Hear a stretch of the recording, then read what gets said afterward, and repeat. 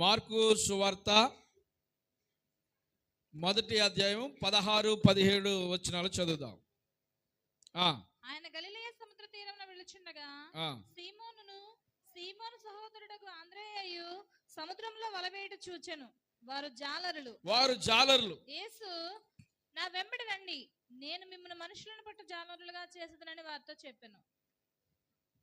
చదువు, మాది కూడా చదువు. వెంటనే వారు తమ వలలు విడిచి ఆయనను వెంబడించిరి. ఆయన ఇంకా కొంత దూరం వెళ్లి జబదయి కుమారుడకు యాకోబును అతని సహోదరుడకు యోహానును చూచెను. వారు దోణిలో ఉండి తమ వలలో బాగు చేసుకుని చుండిరి. వెంటనే ఆయన వారిని పిలువగా వారు తమ తండ్రి అయిన జబదయి దోణిలో జీతగాండ్రు యొద్ద విడిచిపెట్టి ఆయనను వెంబడించిరి. దేవునికి స్తోత్రం కలుగును గాక. ఆయన గలిలయ ప్రాంత సముద్ర తీరానికి వెళ్ళి ఆయన వెళుతూ ఉండగా సీమోనును అతని సహోదరుడైన ఆంద్రేయును ఆయన చూశాడు. వారు సముద్రంలో వల వేయచూ ఉండెను. ఏం చేస్తున్నారంటండి? సముద్రంలో వల వేస్తూ ఉన్నారు. వారు జాలర్లు అని రాయబడి ఉంది. ఏం చేస్తున్నారు? జాలరు ఏం చేసే పని? వలలు వేస్తూ ఉన్నారు.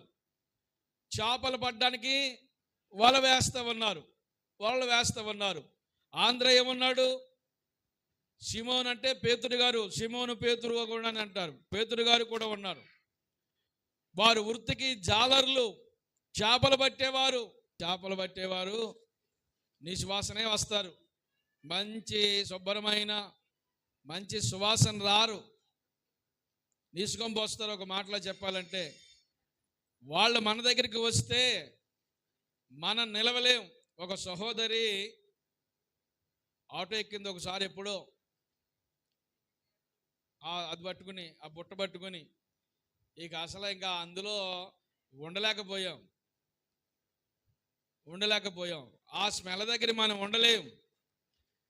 ఆ స్మెల్ కలిగిన వారిని, ఆ వృత్తి కలిగిన వారిని మనం చేర్చుకోవడానికి కూడా పెద్ద ఇష్టపడం. అదేమన్నా గొప్ప హోదా కలిగిన వృత్తి, అది హోదా కలిగిన వృత్తి ఏం కాదు. ఆ కిందకి వస్తే 18 వచ్చే వెంటనే వారు తమ వలలు విడిచిపెట్టి వెంబడించారు. జబదయ కుమారులకు యాకోబును అతని సహోదరుడు యోహానును చూచెను. వారు దోణిలో ఉండి తమ వలలు బాగు చేసుకు, వాళ్ళేమో వలలు వేస్తూ ఉన్నారు, వీళ్ళేమో తమ దోణిలో ఉండి వలలు బాగు చేసుకుంటూ ఉన్నారు.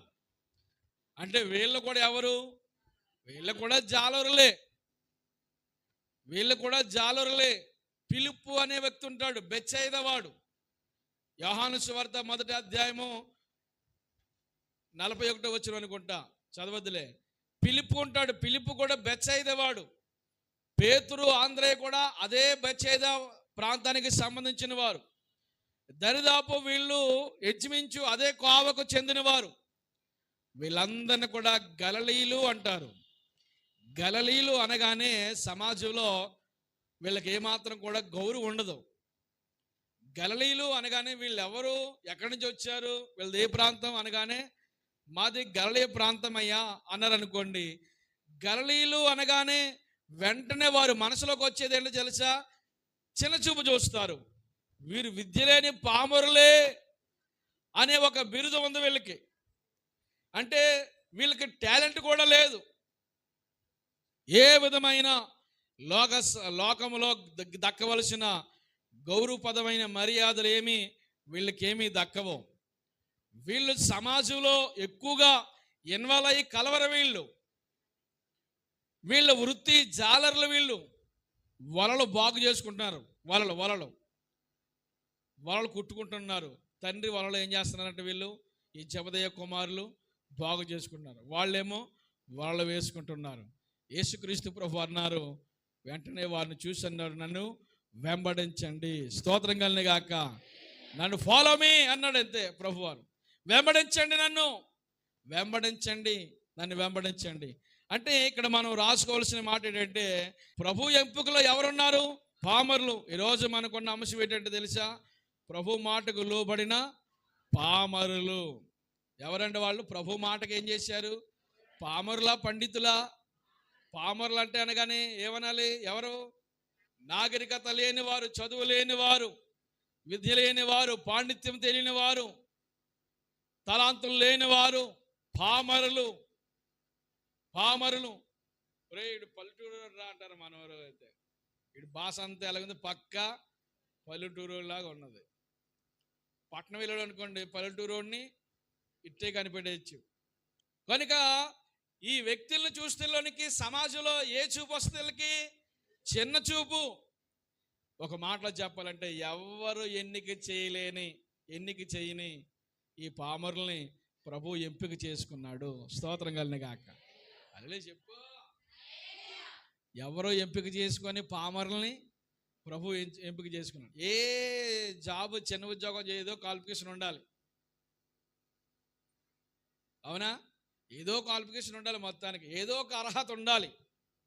ఏ డిపార్ట్మెంట్లో ఏ సెక్షన్కి సంబంధించి ఆ సెక్షన్లో నువ్వు వెళ్ళాలి, పని చేయాలంటే ఇంతకుముందు ఎక్కడైనా చేసిన సీనియారిటీ అడుగుతారు, నీకున్న క్వాలిఫికేషన్ అడుగుతాడు, నీకున్న టాలెంట్ ఏంటో. ప్రతి దానికి ఏదో ఒకటి టాలెంటు, ఏదో ఒక అర్హత ఉండాలి. కనుక వీళ్ళలో ఏ అర్హత చూశాడు ప్రభువారు సేవకుడికి ఎన్నిక చేసుకోవడానికి? వీళ్ళలో ఏ అర్హత కనపడలేదండి. ఒకటే ఒకటి ఉంది వాళ్ళకి. ఆ సముద్రాలకు పోవడం, రాత్రంతా చేపలు పట్టుకోవడం. అందుకని ఒకసారి చేపలు పట్టణకి వెళ్తే రాత్రంతా ఏలినవాడా రాత్రంతా ప్రయాసపడ్డామయ్యా, కానీ ఒక పిత్త పరిగి కూడా మాకు దొరకలేదు. అంటే ప్రభువారు అన్నారు, కుడి పక్కనే వల వేయండి. దేవుని స్తోత్రం కలిగిన గాక. 153 పెద్ద చేపలు అంటండి. 153 పెద్ద చేపలు పడ్డాయండి. ఎవరి మాట ప్రకారంగా వేస్తే? రాత్రంతా ప్రయాసపడ్డాం, ఆయనను నీ మాట చెప్పున వలలు వేస్తా ఉన్నాం. నీ మాట, దేవుని మాట వింటే మన జీవితానికి ఆశీర్వాదము. నీకెన్నో లోక సంబంధమైనవి టాలెంట్స్ ఉండొచ్చు, అర్హతలు ఉండొచ్చు, ఆఫర్స్ ఉండొచ్చు. లోకల్కి వెళ్తే బోల్డ్ ఆఫర్స్ వస్తాయి. అవునే కదమ్మా సహోదరి? లోకల్ ఏముంటాయి? మనకి మంచి మంచి ఆప్షన్స్ ఉంటాయి, ఆఫర్స్ ఉంటాయి. అవన్నీ పక్కన పెట్టి ఆఫర్లు, ఆప్షన్స్ ఇవన్నిటికంటే దేవుని మాటే నాకు శ్రేష్టమని, దేవుని మాటకు లోబడి నువ్వు ఏ పని చేసినా అది అద్భుతకరంగా ఫలిస్తుంది. దేవునికి మహిమ కలుగునుగాక. రాత్రంతా ప్రయాస. ఎలాంటి ప్రయాస? ప్రాణాంతకరమైన ప్రయాస. ఆయనను నీ మాట చెప్పని మేము వలలు వేస్తూ ఉన్నాం. నీ మాట ప్రకారంగా వలలు వేస్తున్నాం. ఆయన మాట ఎలాంటిదో తెలుసా? సృష్టిని శాసించగలిగిన మాట. గాలి తుఫాన్లు ఆయన మాటకు లోబడతాయి. వర్షం ఆయన మాటకు, ప్రకృతి ఆయన మాటకు, సూర్యచంద్ర నక్షత్రాలు ఆయన మాటకు సమస్తము లోబడతాయి. ఆయన మాటకు నువ్వు లోబడితే నీ జీవితానికి విలువ వస్తుంది. అందుకని ఏ అర్హత లేని, ఈ విద్య లేని పామరులను ఎంపిక చేసుకున్నా ప్రభు. ఆమేన్. పామరులను ఎంపిక చేసుకున్నాడండి. ప్రభు దృష్టిలోనికి వారు వచ్చారు. ప్రభు ఎంపిక చేసుకుని ప్రభు వారిని తన యొక్క గుర్తింపునిచ్చాడు. ఈ లోకంలో ఎందరో ఉన్నారు. నిన్నే దేవుడు ఎందుకు అనుకున్నాడమ్మా? దేవుని మాట వినాలి మనము. దేవుని ఎంపికలో ఉన్నావా లేదా? నీవు ఉన్నావు. మనందరూ దేవుని ఎంపికలో ఉన్నాం. రాజులు, చతుర్థాధిపతులు, శతాధిపతులు, దశాధిపతులు, శాస్త్రులు, పరిచర్లు, గొప్పవాళ్ళు ఉన్న కాలంలో అరణ్యములో నివాసం చేస్తున్న జకర్యా కుమారుడైన యోహాను వద్దకు దేవుని వాక్యం వెళ్ళింది. ఎప్పుడైతే దేవుని వాక్యం అతని దగ్గరికి వెళ్ళిందో అతడు గొప్పవాడయ్యాడు. దేవుని వాక్యం వెళ్ళింది అతనికి, ఏమయ్యాడు? గొప్పవాడయ్యాడు. ప్రపంచ చరిత్రలో జరగని ఒక ముద్ర వేసుకున్నాడు ఆయన. దేవుని వాక్యం నీ దగ్గరికి వచ్చిందని నువ్వు గొప్పవాడివే. దేవుని ఎంపిక నీ దగ్గరికి వచ్చింది, నువ్వు గొప్ప వ్యక్తివే. లోకంలో ఉన్న వారందరికంటే నిన్ను ఒక గొప్ప స్థాయిలో చూడాలి. నిన్ను ఒక సామాన్యులుగా కానీ, అనామకులుగా కానీ, మనము ఒక పనికిరాని వ్యక్తులుగా ఉండాలని దేవుని ఉద్దేశం కాదు. సమాజానికి ఒక వెలుగుగా కనపడాలి. అందుకొరకు దేవుని ప్రణాళిక నీ మీద ఉంది. దేవుని ప్రణాళిక నీ మీద ఉంది కనుక మరి మనం ఏం చేయాలి? దేవుని మాటకు మనం లోబడే తత్వాన్ని కలిగి ఉండాలి. దేవుని మాటకు మనం లోబడాలి. దేవునికి మనము విధేయత చూపించగలగాలి. దేవుడు ఎంపికలో మనం ఉన్నాం. దావీదు తండ్రికి 80 కుమారులు. 80 కుమారులకు అందులో చిన్నోడైన దావీదుని దేవుడు ఎన్నుకున్నాడు. మొదటి సమూయేలు గ్రంథం 16వ అధ్యాయము 10వ వచనం చదవండి. 16వ అధ్యాయము. యెష్షయి తన 7 కుమారులను సమూయేలు ఎదుటకు పిలువగా సమూయేలు యెహోవా వీరిని కోరుకొనలేదని చెప్పి నీ కుమారులందరూ ఇక్కడ ఉన్నారా అని యెష్షయిని అడగగా అతడు ఇంకనూ కడసారి వాడున్నాడు, అయితే వాడు గొర్రెలను కాయొచ్చున్నాడని చెప్పాను. అతడు రాగానే నేను కోరుకున్నవాడు ఇతడే. యెషయా తన 7 కుమారుల్ని పిలిచాడు. పిలిస్తే నేను వీళ్ళని కోరుకోలేదు, ఇంకా నీకు కుమారులు ఉన్నారని సమూయేలు అడిగితే ఆయన ఏమన్నాడు? ఇంకొకడు ఉన్నాడయ్యా కడచారు. ఎక్కడున్నాడు? వాడు అరణ్యములో గొర్రెలు మేపుతున్నాడు. అయితే వాడు వచ్చే వరకు మనం వెయిట్ చేద్దాం. పిలవనంపించంటే పిలవనంపించాడు. ఇదిగో నేను కోరుకునే మనుషుడు ఇతడే. దేవునికి స్తోత్రం కలుగును గాక. దావీదు కంటే బాగోలేదు వాళ్ళు. బలిష్ఠులు, బలమైన వాడు, మంచి పర్సనాలిటీ ఉన్నవాడు, హైట్ ఉన్నవాడు.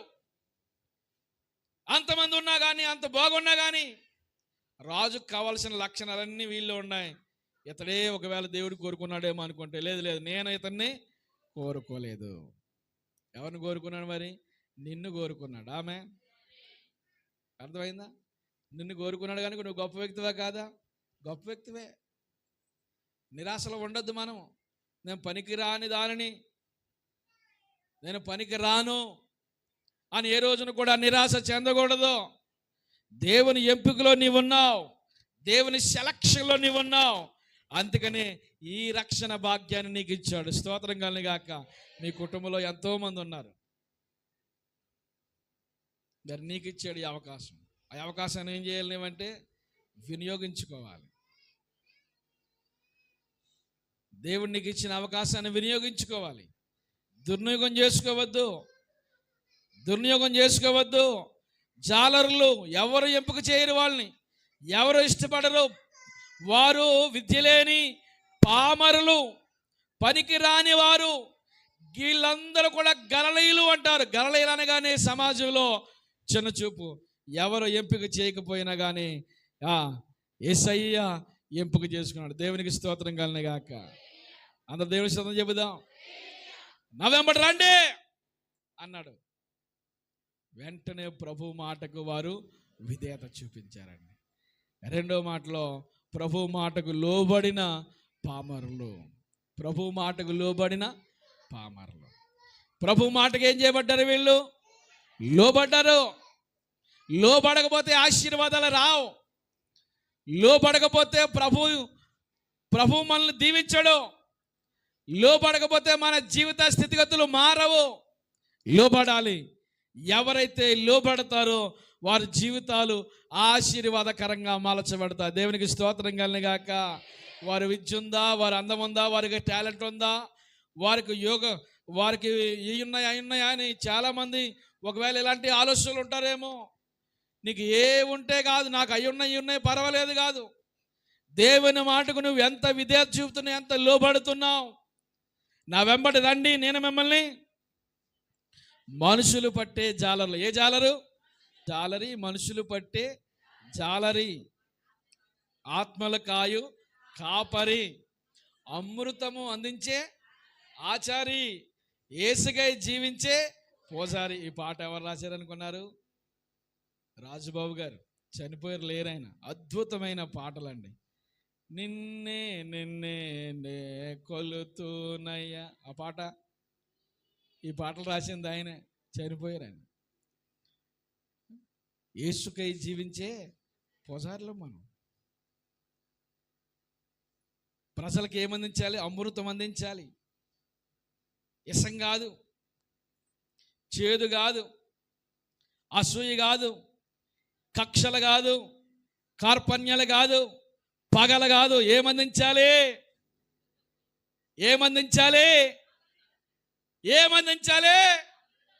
అమృతం అనండి. అమృతం ఏం చేస్తారంట? జురేస్తారు అమృతం వేస్తే. నిన్నేమందో తెలిసా నిన్న అన్నామనుకోండి, లోపల గ్యాస్ పెరిగిపోద్ది కదా, హృదయం బరువెక్కిపోయిపోద్ది. ఎంత మాట ఉందో పిల్ల, నువ్వు విన్నావా? ఆవిడ వినాలేదు, ఆవిడ చేయలేదు, ఆవిడ పాపాన్ని ఆవిడ పోతా ఉంది. పట్టుకెళ్ళి పిడిచి వచ్చి ఇచ్చు పిడెత్తి ఇంకా అది కాకర పోగులాగా వెలిగిపోతా ఉంది. ఏమందించాలి మనము? చెప్పాలి, ఏమందించాలి? అమృతం అందించాలి. ఆమేన్. ఔషధంలో పని చేయాలి మనము. సమాజంలో ఔషధంలో పని చేయాలి. దేవుని చిత్తములో, దేవుని ఎంపికలో ఉన్న నీవు ప్రతిరోజు ప్రభు మాటకు లోబడి అడుగులు వేస్తూనే ఉండాలి. ఫాలో మీ అన్నాడు. ఎంత అయినా ఏం చేశారు వీళ్ళు? గమనించారు. వాళ్ళేమో వలలు వేస్తుండగా, చేపలకు వలలు వేస్తుండగా అక్కడే విడిచిపెట్టేశారు.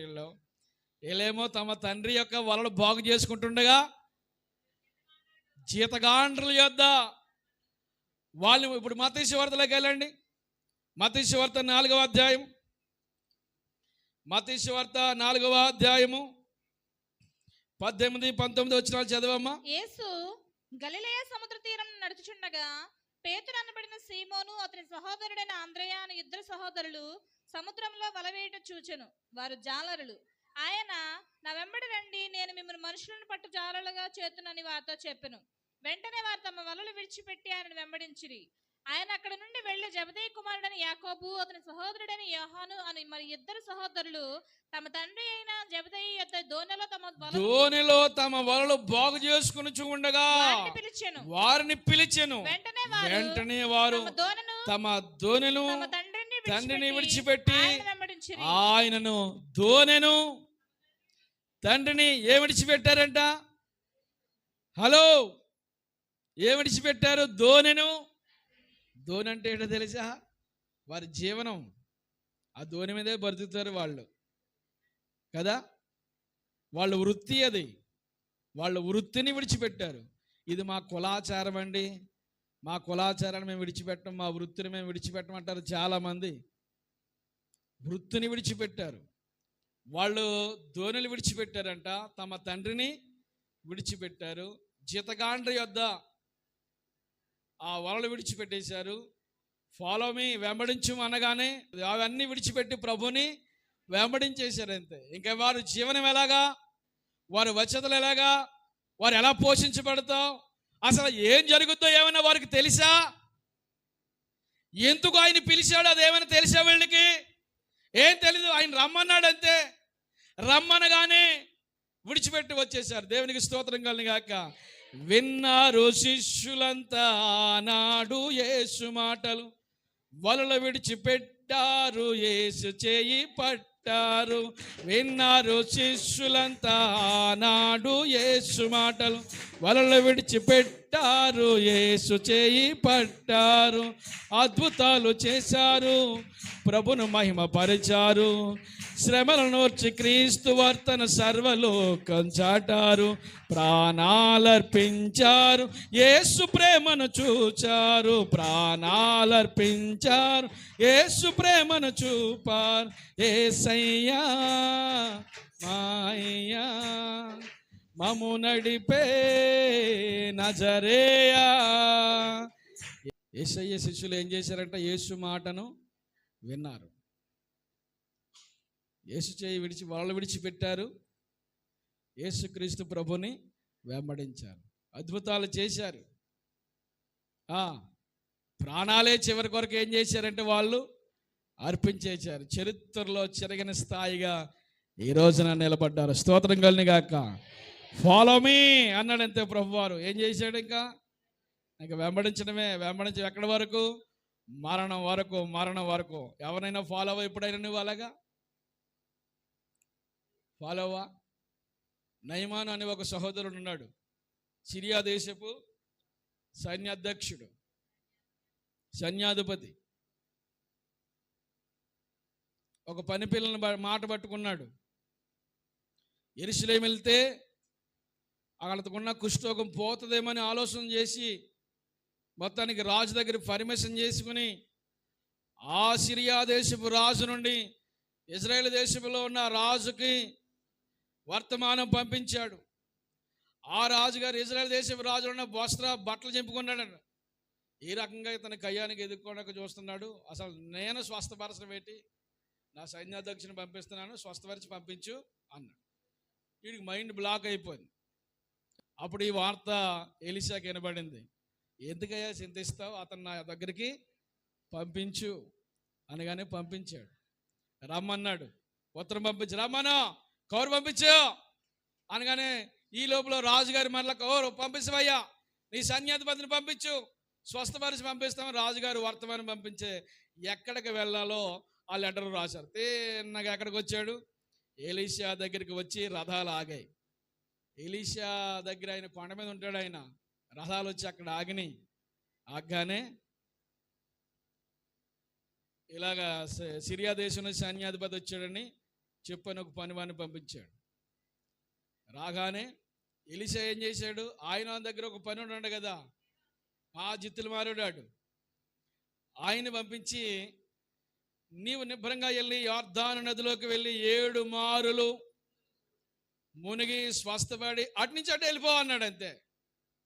మరలా నువ్వు ఇక్కడికి వచ్చి నాకు సమాచారం ఏం చెప్పనవసరం లేదు, అటు నుంచి అటు వెళ్ళిపో అన్నాడు.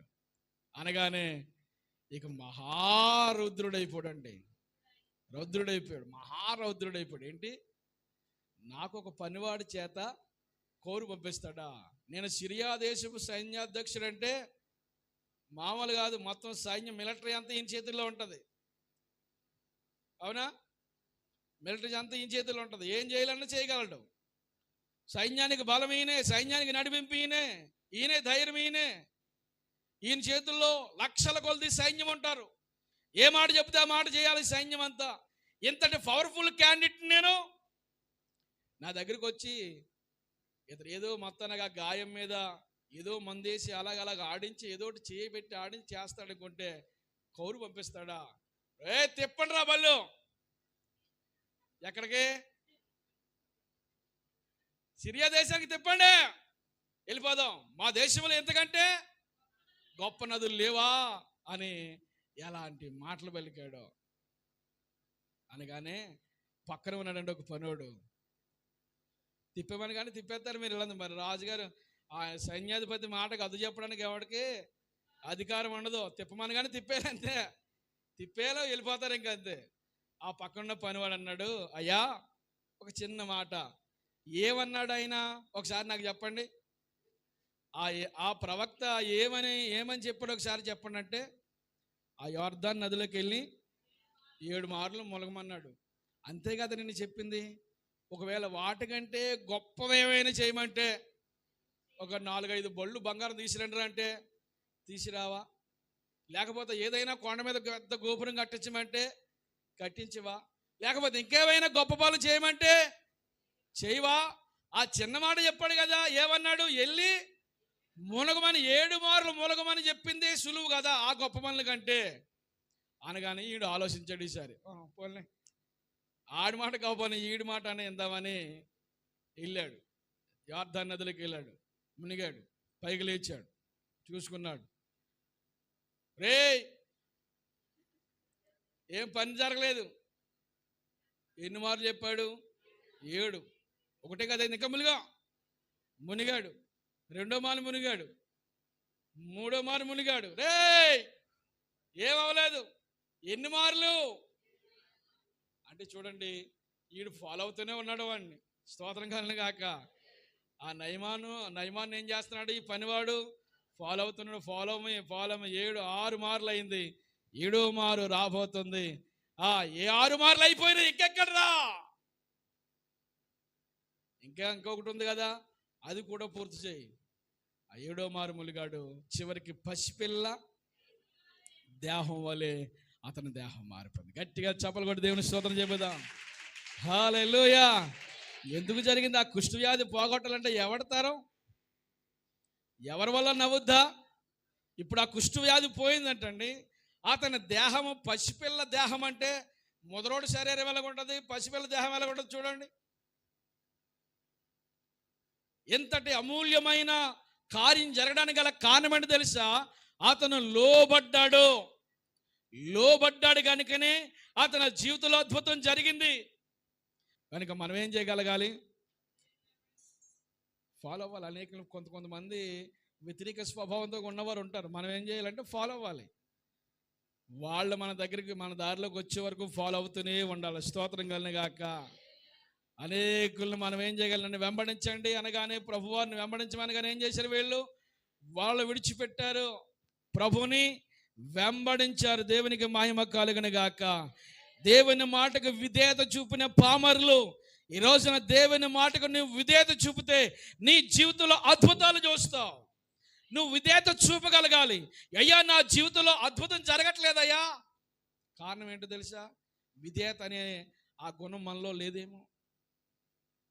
దైవ సేవకుడు చెప్పిన మాటకు విధేయత చూపని తత్వం, దేవుని వాక్యం చెప్పిన మాటకు విధేయత చూపని తత్వం. విధేయత లేని చోట దేవుని ఆశీర్వాదకరమైన కార్యాలు జరగవు. వివేకం లేని సుందర స్త్రీ అంట. సుందర అంటే ప్రపంచ సుందరి. ప్రపంచంలోనే సుందరి. వివేకం లేని సుందర స్త్రీ పందిముక్కునున్న బంగారపు యొక్క కమ్మి. వివేకం లేని సుందర స్త్రీ అంట బంగారు పందిముక్కునున్న బంగారు కమ్మితో సమానం. చాలా అందంగా ఉంది, చాలా బంగారం ఉంది, అన్నీ ఉన్నాయి, కానీ ఏమి లేదు? వివేకం లేదు. లోబడి తత్వం. భార్య భర్తకు ఏం చేయబడాలంటే లోబడి ఉండాలని వాక్యం చెప్తుంది.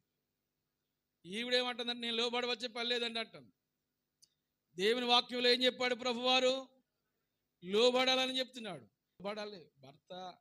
భర్తకి భార్య లోబడ్డమే అందులోనే ఆశీర్వాదం ఉంది.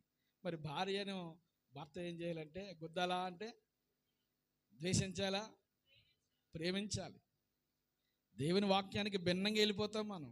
వాక్యానుసారంగా మన జీవితాలు కట్టుకోవాలి. ఈరోజు లోబడితే నీ కుటుంబానికి ఆశీర్వాదం, లోబడితే నీ జీవితానికి ఆశీర్వాదం. పామరులు, విద్య లేని వారు, ఎన్నిక లేని వారు కానీ ప్రభు మాటకి లోబడ్డారు. ఏమండి, రాత్రంతా ప్రయాసపడ్డాం, ఇంకేం పడతాయా అన్నారా? అనలేదు. రాత్రంతా ప్రయాసపడ్డాం కానీ నీ మాట చెప్పినా, నువ్వు చెప్పే మాట ఏదో మా జీవితానికి నమ్మకం కలిగిస్తుంది. నిరాశతో మేము ఇంటికి వెళ్ళిపోలేమో, కనుక నిరాశతో వెళ్ళిపోకుండా సంతోషకరంగా వారిని పంపించాడు. దేవునికి స్తోత్రం కలుగును గాక. ఈ రోజున ఎలాంటి నిరాశ నీలో ఉన్నా, ఎలాంటి ప్రతికూలతలో నువ్వు వెళుతున్నా, నీ నిరాశ, నీ నిస్పృహలో ఉన్నా కానీ దేవుని మాటకు మనం లోబడితే మన జీవితంలో అద్భుతం చూస్తాం. లోబడిన వారి జీవితాల చరిత్రలు మారిపోయినాయి. ఈరోజు మనం లోబడదామా? లోబడాలి. ప్రభు మాటకు లోబడాలి. దేవుని ఎంపికలో ఉన్న నీవు లోబడాలి. లోబడకపోతే ఆశీర్వాదాలు మన జీవితంలో మనం పొందుకోలేము. దావీదు లోబడ్డాడు, అబ్రహాము లోబడ్డాడు. ఎందరో భక్తులు అబ్రహాం అన్నాడు, నేను చూపించు దేశానికి వెళ్ళవయ్యా అబ్రహమా అన్నాడు ప్రభువారు. వెళ్ళమనిగానే ఏం చేశాడు? ఈయన బయలుదేరి వెళ్ళిపోయాడు. దేవుని సేవకుడు చిన్న మాట, మనం చెప్పిన మాటకు నేను లోబడ్డాను, అది నా కుటుంబానికి ఆశీర్వాదం అవుతుందని విశ్వసిస్తున్నాను. దైవ సేవకుడు మాటకు లోబడితే నీకు, నీ కుటుంబానికి అది ఆశీర్వాదమే కానీ అది శాపంగా. దేవుని మాటకు లోబడిన వారు జీవితాలు చెడిపోయినాయి అన్న చరిత్ర ఎక్కడ లేదు. దేవుని మాటకు లోబడిన తర్వాత వారి చరిత్రలు మారిపోయిన సందర్భాలు మనం చూస్తూ ఉన్నాం. కనుక ఈరోజు లోబడాలి. దేవుని మాటకు లోబడితే మన కుటుంబానికి అది ఆశీర్వాదం అవుతుంది. లోకంలో ఉన్న అన్ని మాటలకు విధేయత చూపుతాం. అమ్మమ్మ ఈరోజు మంచిది కదమ్మా, అది చేయొద్దన్నాను అనగానే ఏం చేస్తావు? వాళ్ళ మాటకు లోబడిపో. ఇది వాక్యంలో ఎలా అలా లేదమ్మా, వాక్యంలో ఎలా కొట్టేలే, ఈరోజు మంచిది కాదంట అరిష్టం అంట, లేకపోతే తలపతికి ఏదోటి అయిపోద్దంట. ఆ రోజు చేస్తే ఎవరికి నష్టం? తలపతికి నష్టం. ఏప్రాలకి నష్టం అన్నదనుకో ఇంకా దరిదాపులకి వెళ్ళాం. లోకంలో అన్ని మాటలకే లోబడిపోతాం, ప్రతి చిన్న మాటకి లోబడిపోతాం. కానీ దేవుని మాటకు లోబడ్డవా?